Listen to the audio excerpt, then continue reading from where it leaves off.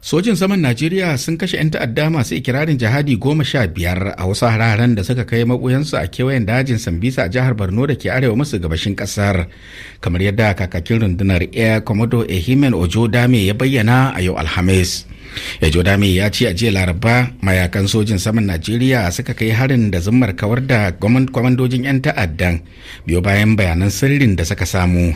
Najeriya ta shafi shekaru 16 tana fama da ayyukan ta'addanci a ƙarƙashin jagorancin ƙungiyoyin Boko Haram da ISWAP, lamarin da ya haddasa mutuwa da ɗaiɗaitar ɗimbin al'umma. Haila yau a Najeriya, tsohon shugaban Najeriya Olusegun Obasanjo ya sake caccakar 'yan majalisar dokokin ƙasar, yana mai cewa sun fi waɗanda suka gabace su a jamhuriya ta biyu da ta uku lalacewa. Obasanjo ya bayyana haka ne a wani littafinsa akan tarihi da makomar Najeriya, wanda ya wallafa kuma ya kaddamar a kwanan nan. Ya bayyana kudaden ayyukan mazaɓu da ake baiwa 'yan majalisar walau matakin tarayya ko jiha a matsayin sata karara, kuma wata dabara da suka bullo da ita don ciyar da kawunan su haram. Ƙungiyar kare haƙƙin bil'adama ta Amnesty International ta ce daga tsakanin watan Janairun shekarar 2021 zuwa Yunin 2023 akalla mutane 1,844 ne suka rasa rayukansu sanadiyar ayyukan ta'addanci a shiyar kudu maso gabashin Najeriya. Ƙungiyar dai ta bayyana hakan ne a cikin rahoton binciken da ta gudanar kan hare-haren da ke salwantar da rayukan jama'a a shiyar.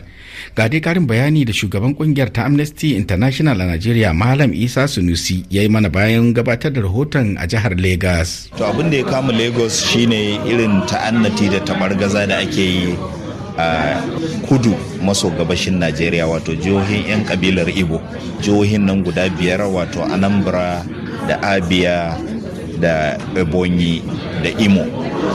Wannan bala'i ya kai bala'i, domin wannan wuri ba a san shi da rikici ba, amma cikin 'yan shekarun nan ana ta zubar da jini, ana kashe mutane, ana sace musu dukiya, ana kashe jami'an tsaro, ana kona ofisoshin polis. Cikin shekara 2 mun yi kiyasa an kashe mutum 1,844. To kaga wannan bala'i ne, kuma mu mun yi imanin yawan mutanen da aka kashe ya fi haka din. Don haka dole ne a tashi tsaye a yi maganin wannan masifa. Idan ba haka ba kuwa, to za mu zama mun samu kanmu a cikin wani yanayi wanda ran dan adam bai da daraja, domin yau a kashe mutum 5, gobe a kashe mutum 10, wata ran ka ji ana kashe mutum 100 ma, sai wata ran ka ga ran dan adam bai da daraja. Wannan bai kamata ba. Isa Sunusi kenan na hukumar watan kungiyar Amnesty a Najeriya. Daga Najeriya kuma sai Mali, a yau Alhamis shugaban hukumar kare haƙƙin ɗan adam ta Majalisar Ɗinkin Duniya Volker Turk ya caccaki matakin ɗaga zaɓe har sai baba ta gani da mahukuntan ƙasar Mali suka yi, da kuma yadda suke yin darar mikiya akan ƙungiyoyin fararen hula. Ya yi gargaɗin cewa halin da batun kare haƙƙin ɗan adam ke ciki a ƙasar yana daɗa taɓarɓarewa sama da shekaru 5 tun bayan da sojoji suka ƙwace mulki daga hannun zaɓaɓɓiyar gwamnati. Sai kuma jamhuriyar Nijar, inda shugaban sojin watan gwamnatin sojin kasar Janar Abdurrahman Chani ya nada mai ɗakin tsohon shugaban Nijar din Dr. Clemence Aissata Habi a matsayin sabuwar jakadiyar Nijar din a Amurka. Clemence ta koma rayuwa a kasar Senegal bayan mutuwar mijinta Janar Ba'ar mai nasara a juyin mulkin da mukarabansa suka yi mishi a shekarar 1999. Abdul Nasir Saidu, masanin siyasar ƙasa da ƙasa a jamhuriyar Nijar, ya yi mana tsokaci a kai.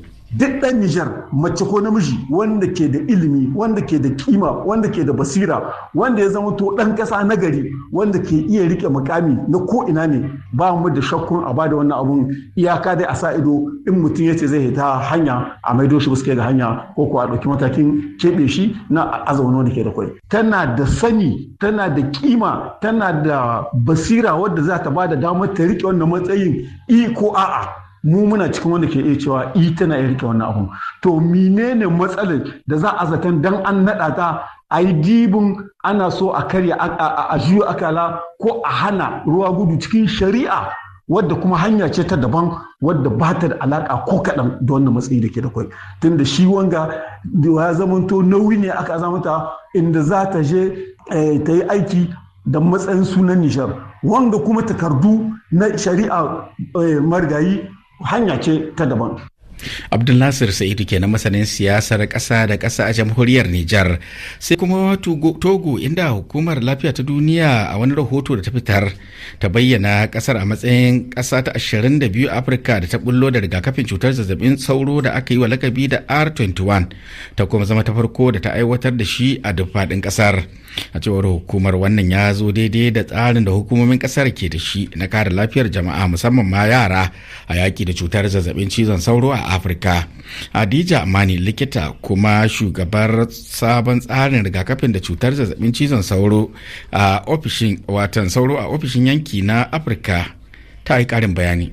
C'est un message d'espoir parce que ce vaccin ajouté aux autres interventions. Sako ne a matsayin kyakkyawar fata domin wannan allurar a haɗe da sauran da ake da su za ta yi tasiri wajen rage da kuma kawo sauki ga yawan mace-macen da ake samu na yara da suke kamuwa da wannan cuta. Muna sanar da cewa a ƙasashen da aka soma amfani da wannan tsari na allura da suka hada da Ghana, Malawi da Kenya, an samu raguwa na kusan kashi 13 cikin 100 na yawan yaran da ake samu suna mutuwa bayan kamuwa da cutar ta malaria.